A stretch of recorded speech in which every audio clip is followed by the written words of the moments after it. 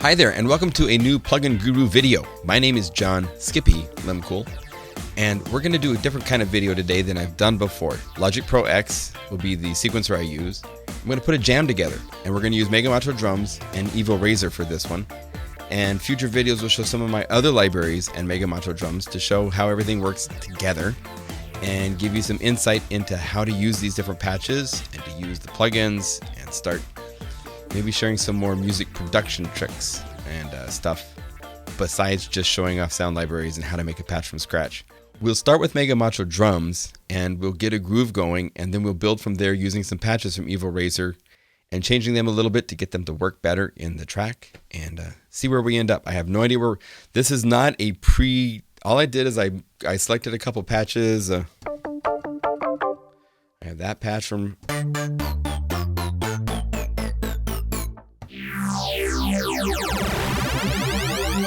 and then Pat Angelus. This is one of the new drum kits. It just came out with the version 2 kits. And it is called Party Dance Fest. And it's all sorts of dancey stuff. Okay. So let's do this. I'm going to hit the little button right here that takes me to the folders. I'm going to close that for now. And let's audition some different ones. I'm not sure what I want to use yet. Let's see. Do we want to use?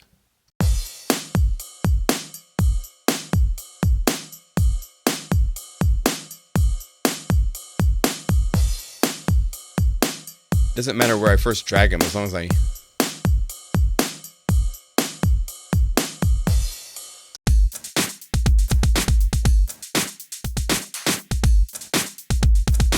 And I could try other kits, but I want to stay with just this one kit for the moment. So let's go back here and here's to never growing up. This is a groove. Let's check this out. This might work. It's normally for the song, it's supposed to be 82 beats per minute or so. But for this, let's say faster, because that's, like I said, the fun thing with this is these are drum samples and MIDI note data, so you can speed things up. And it still sounds good. Now, one thing also I want to point out, when I made these grooves, I put a lot of stuff in there. Crashes, and tambourines, and hi-hats, and all that stuff. I'm going to option click to make this copy, and then we're going to open up this with the piano editor. And go through here and maybe take the tambourine and mute it. And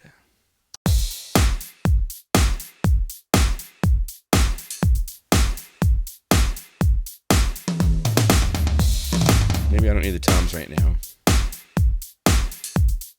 I'll just let them do it on the 8. And there's some reverse stuff going on. It's all really cool. Cool. Okay, so that's the stuff.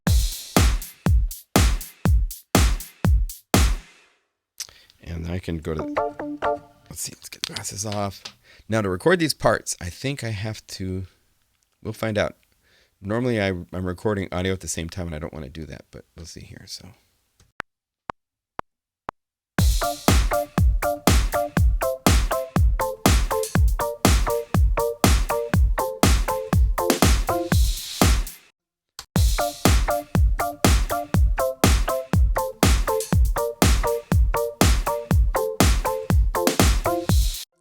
almost. I'll have to fix that a little bit. So let's quantize, hit the Q button, and go and hit the piano player. Piano roll, which doesn't start where it's supposed to visually, and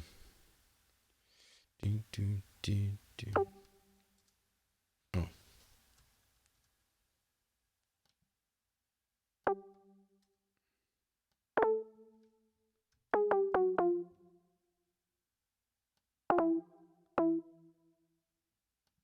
Get rid of that note.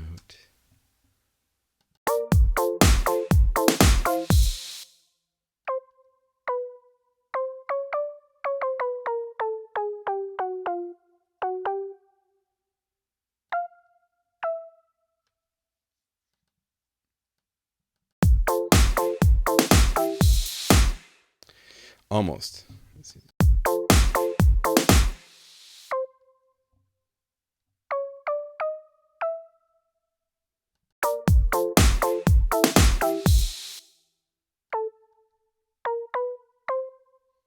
Try that just for fun. Try that. Okay. Let's have it repeat 4 for the moment. We'll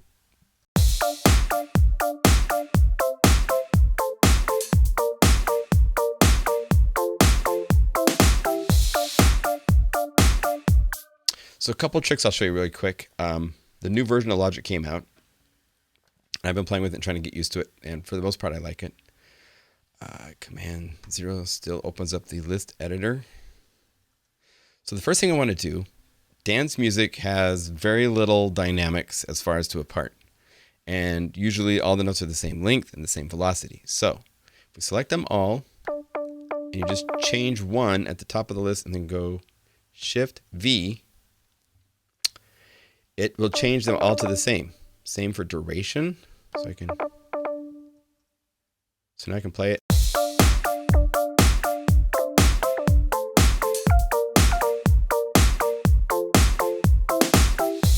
There, no emotion. Just a straight boring part. That's just dance music for you right there, folks. And then to add a little extra flourish of fun to it, let's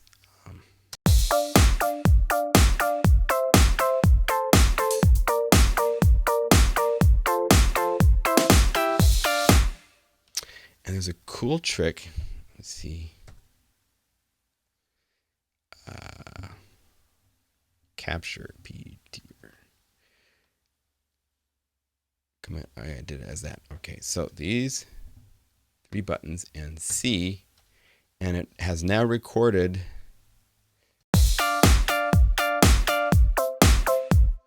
Oh, we gotta select these guys and merge.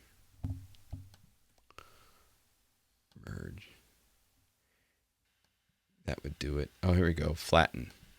There. So now I double click it and I don't have notes.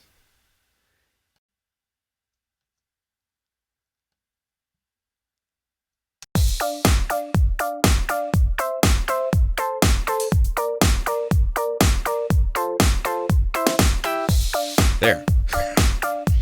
You have to flatten it, then you have to merge it. Okay, that's fun. So now we have a nice, with a little motion, we got a little mod wheel to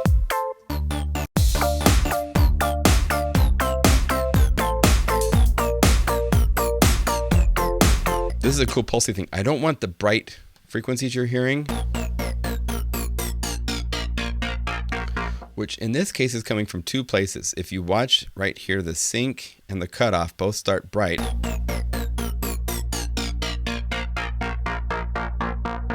I want it to kind of sit down on that darker stuff.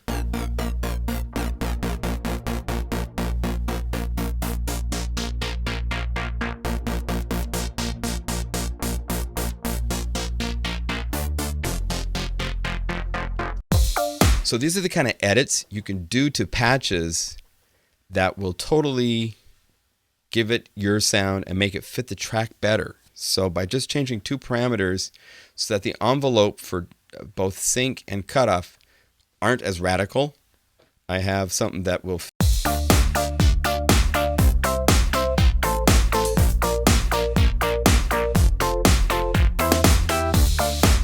fits the track better.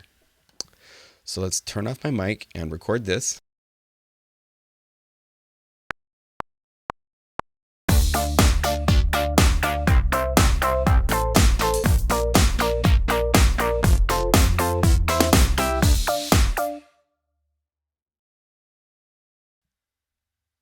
Perfect. And let's hit Q to quantize that.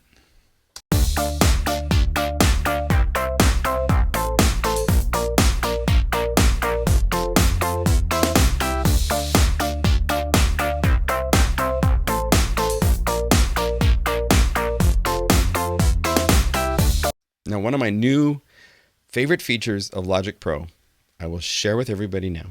This is really cool. Right down here, when you click the channel strip setting, the library opens up to show you all of the synthesizers, the arpeggiator, the legacy. There's all these really cool things, right? Typically, when I select one of these, if I select a guitar, if I select one of these, it loads the guitar as well as the effects, as well as the synths and everything. What if I just wanted to go through and have all sorts of cool effect combinations I could quickly put onto the track to just find something that's going to freak this out a little bit, give it more presence, give it a little more maybe compression. But I don't want it to change to a freaking guitar, right? Well, check this out. This is a new thing in Logic Pro X that is worth the upgrade by itself. I will tell you right now. Enable patch merging pops up this really cool little 4 options that you can turn on or off. Turn off instruments, turn off MIDI effects, turn off synths. Audio effects is the only thing selected. So now while I play this, as I go through and change these, it changes and will load new effects into the audio effects area right here, but it won't change the sound. It won't change reactor. Reactor doesn't go away. So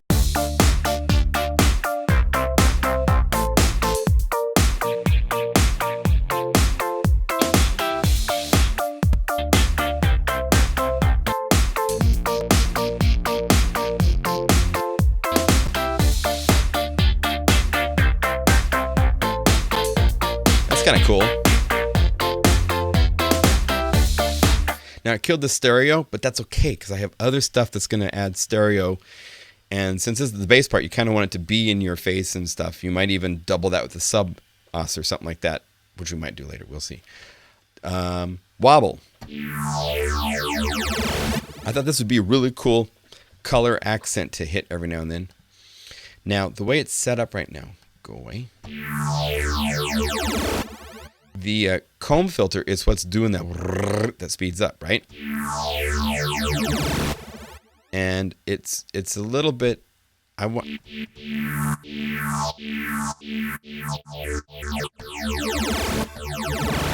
to hit that busy fast stuff sooner. So.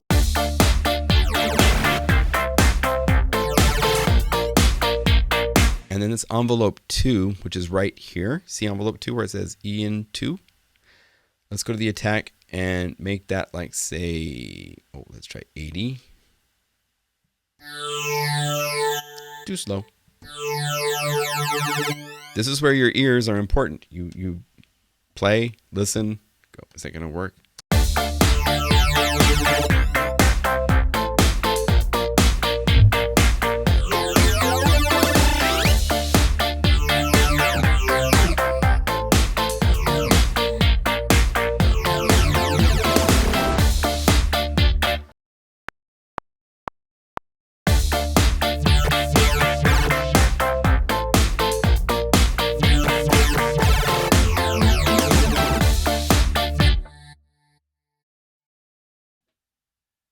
Okay, well, that's something.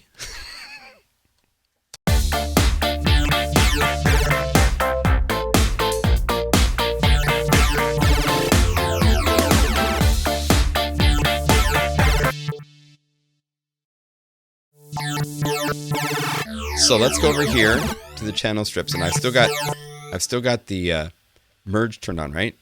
Go to arpeggiator. Maybe there'll be some really cool synth basics.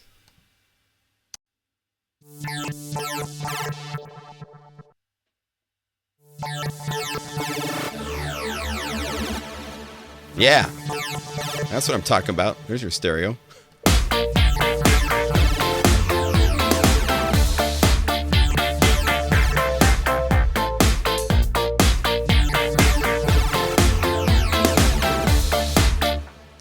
let's go to pad. And for this, let's just record something really quick.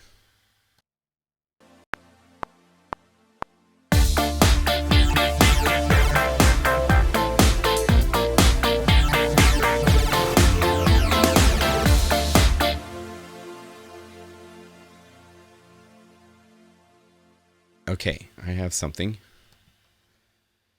Now we're doing this really fast. You realize some of this stuff takes a long time to perfect, so we're doing just kind of quick stuff. Now one thing I need to do is I need to go over here. And let's get this to play faster. So you go, let's see, make this go away. Because the sound starts slow, that's the amp envelope. And here's the amp envelope, and it's slow. You can see the attack is up high.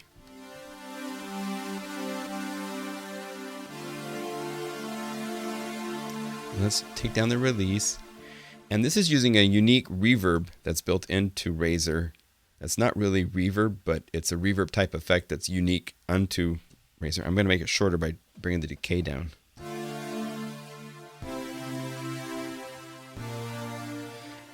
And I'm using a special type of a filter called the EQ decay filter. I'm going to bring up a certain frequency.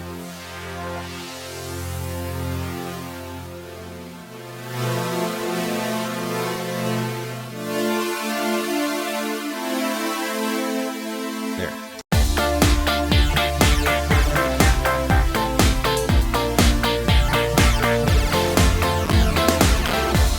Now my CPU is about to poop out on me.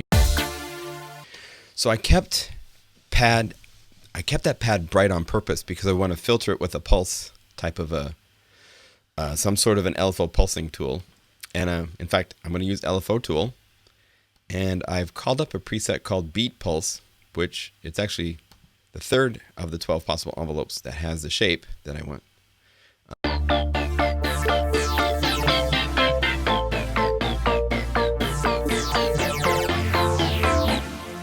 Currently quarter notes, let's make it eighth notes.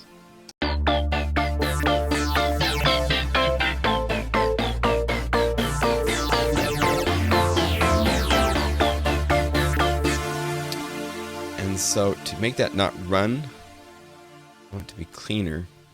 So let's go here to the release. It's really short. Same with the reverb. So it's there, but then it's gone. So now I'm using headphones, so you have to remember that any mixing decisions I make are not necessarily, these are really good headphones, they're clips, but there's still going to be a chance. Let's take a look real quick at the kick. The kick doesn't stick through quite like I want. So one solution is to hit the piano roll, which does not show up yet how it's supposed to, so hopefully they fix that bug one of these days.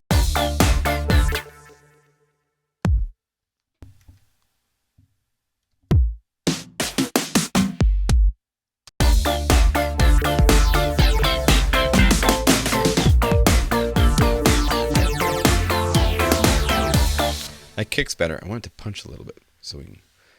Now I can pop up the plugin. I think. Yeah. Turn on punch. Bring attack all the way up.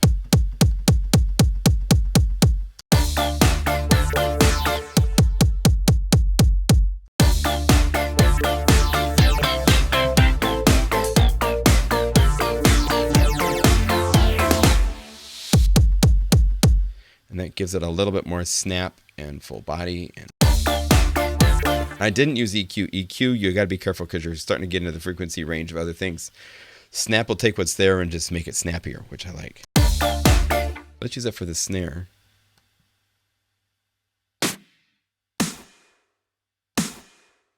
So let's open this up. Let's make this shorter. And to make things shorter, I like to use hold.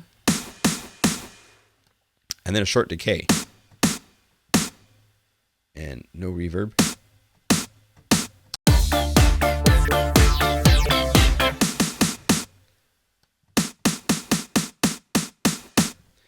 Make sure your release matches the time when you hold down the note. We've talked about that in previous videos, right? There. So without punch, with punch. That's the sound you want, guys.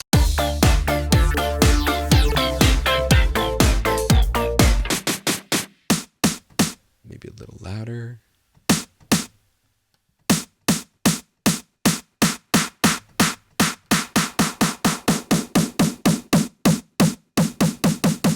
About 200.